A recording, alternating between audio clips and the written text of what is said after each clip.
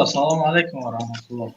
علیکم السلام و رحمت الله و برکاته. سازه باردار خوبه. یاد سوال بود همون گفتم که آیاتی چیزی کو قل هو الله احد بسم الله الرحمن الرحیم همون سوره اخلاص یا جوش نمیخوان یا خوری میخوانه که قل هو الله احد لله الصمد الله صمد نمیگه و لله الصمد میگه.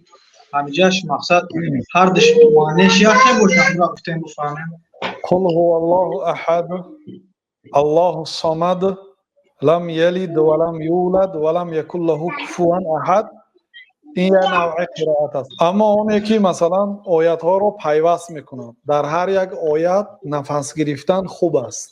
خوب است که در هر یک آیت انسان قاری یعنی که سکوت کند و آیت نوبتی را خواند. لیکن اگر قل هو الله احد لله الصمد لله نه قل هو الله احد لله الصمد لم یلد ولم یولد ولم یکن له کفوا احد، این هم درست است. این مانندی مثلا الحمد لله رب العالمین الرحمن الرحیم، وقتی که نه ایستاد در الحمد لله رب العالمین و پیوست کرد الحمد لله رب العالمین الرحمن الرحیم میشد.